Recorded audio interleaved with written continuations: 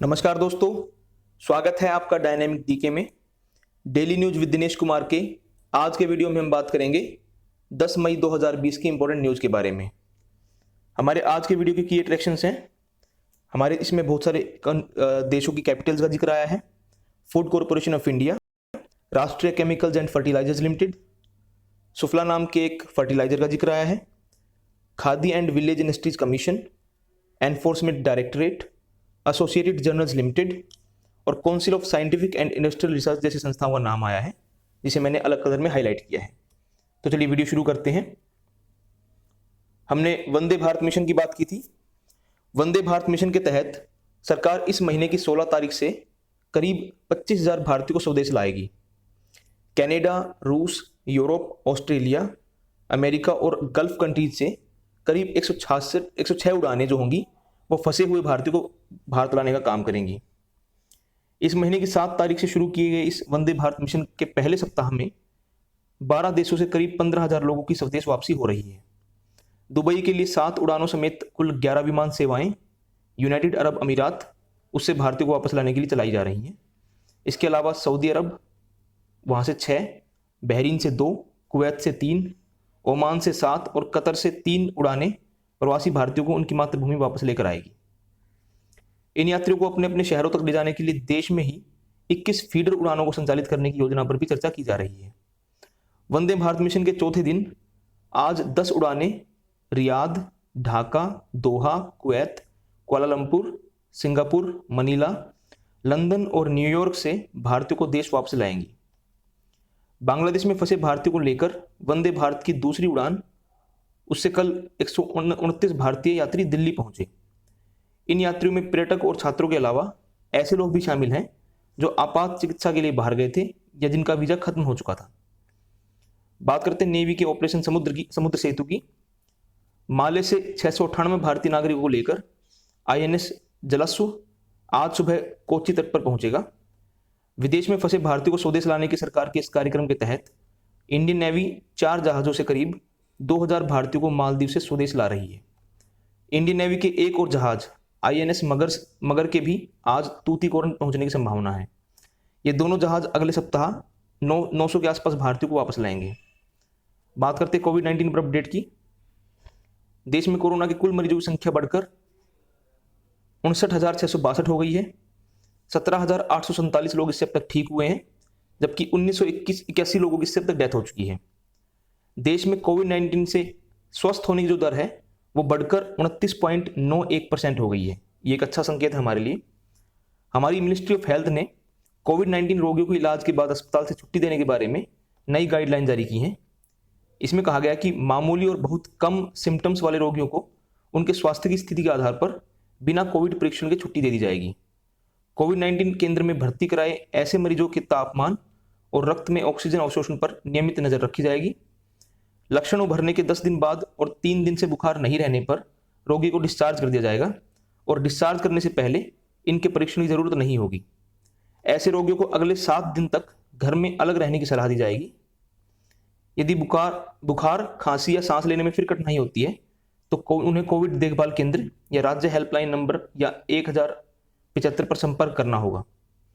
गंभीर रोगियों को उनके पूरी तरह ठीक होने तक reverse transcription polymerase chain reaction परीक्षण के बाद ही अस्पताल से छुट्टी दी जाएगी। तो ये नई गाइडलाइन सरकार की है छुट्टी देने के बारे में।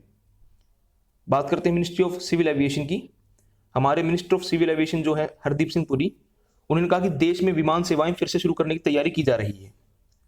श्री पुरी ने कहा कि नागर विमान मंत्रालय जो है वो विमान यात्रा के तरीकों में सुरक्षित दूरी के नियमों के अनुसार कुछ बदलाव तय करेगा और विमानों के ऑपरेशन से जुड़ी जो स्टैंडर्ड ऑपरेटिंग प्रोसीजर होता है उसमें भी कुछ बदलाव किए जाएंगे।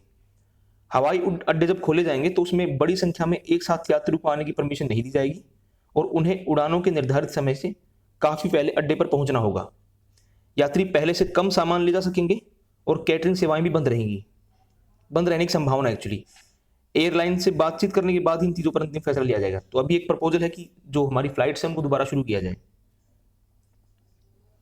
बात करते हैं मिनिस्ट्री ऑफ कंज्यूमर अफेयर्स की।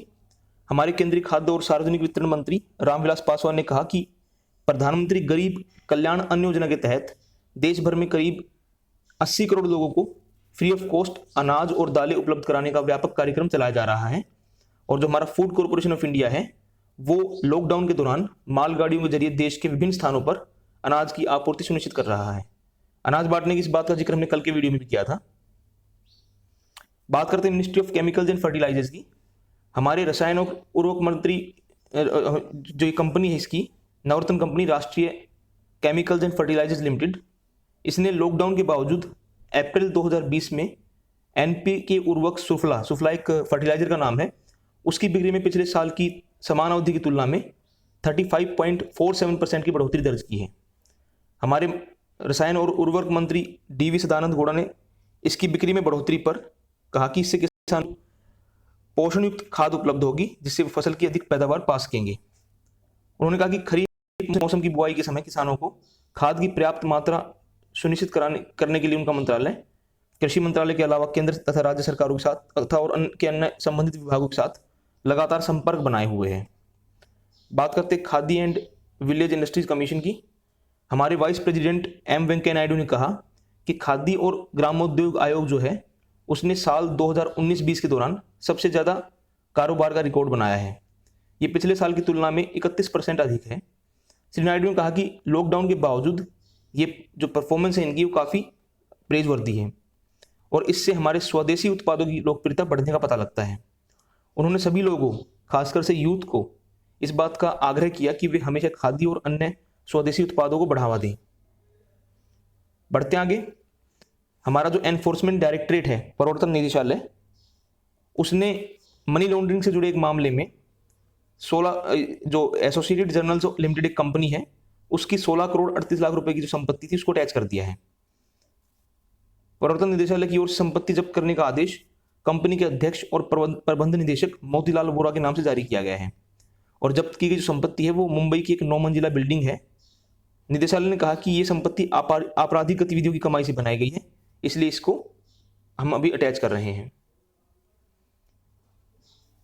हमारे जो वैज्ञानिक और औद्योगिक अनुसंधान परिषद है CSIR, उसको कोविड-19 के उपचार के लिए 2 दवाओं के डायग्नोसिस परीक्षण की अनुमति मिल गई है।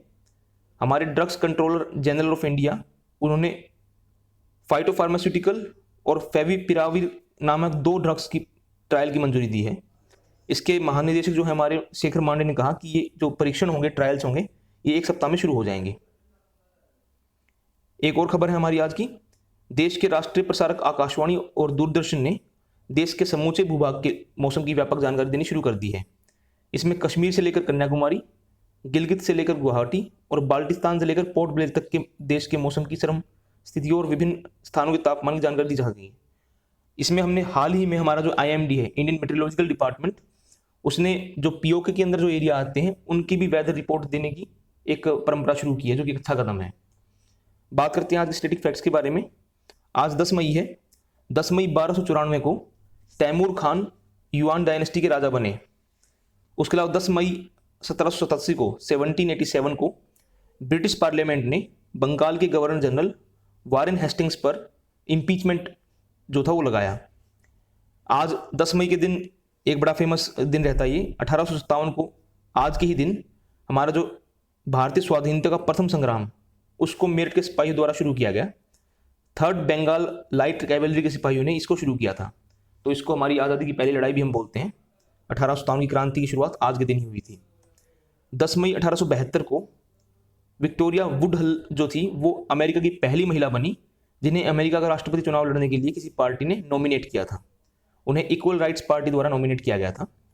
10 मई 1901 को लंदन की रॉयल सोसाइटी में हमारे Indian scientist sir Jagdish Chandra Bose ने पब्लिकली ये दिखाया कि पौधों में भी लाइफ होती है। ये बहुत फेमस अचीवमेंट थी उनकी। 10 मई 1906 को रशियन ड्यूमा जो वहाँ की पार्लियामेंट है उसकी पहली बार मीटिंग हुई। 10 मई 1993 को संतोष यादव द्वारा माउंट एवरेस्ट की चढ़ाई पूरी की गई और वो 2 बार माउंट एवरेस्ट चढ़ने वाली दुनिया की पहली महिला बनी। 10 मई 1994 को नेल्सन मंडेला जो थे वो दक्षिण अफ्रीका के पहले ब्लैक प्रेसिडेंट बने। ये अपार्थाइड की मूवमेंट खत्म होने की बात है जब वो पहले इलेक्टेड प्रेसिडेंट बने वहाँ के। उसके अलावा 10 मई 1940 को ही विंस्टन चर्चिल थे वो भी ब्रिटेन के पहली बार प्रधानमंत्री बने थे। वे नेविले चैम्बरलिन के रिजाइन करने के बाद प्रधानमंत्री बने थे। उसके अलावा लास्ट फैक्ट है, 10 मई 2000 को भारत की जो जनसंख्या थी वो 100 करोड़ पहुंच गई थी। दिल्ली के सफदरजंग हॉस्पिटल में एक बच्ची जिसका नाम था आस्था, उसके जन्म को ही हमने 100 करोड़वां जन्म माना था और इससे हमारी पॉपुलेशन कंफर्म तरीके से 100 करोड़ हो गई थी। तो दोस्तों ये थी आज के स्टैटिक फैक्ट्स। मुझे उम्मीद है कि वीडियो आपको पसंद आया होगा। अगर आपको वीडियो पसंद आया तो उसको लाइक कीजिए, अगर आप मेरे चैनल पर नए हैं तो इसको सब्सक्राइब कीजिए और अपने दोस्तों के साथ इसको शेयर जरूर कीजिएगा। थैंक यू दोस्तों, बाय।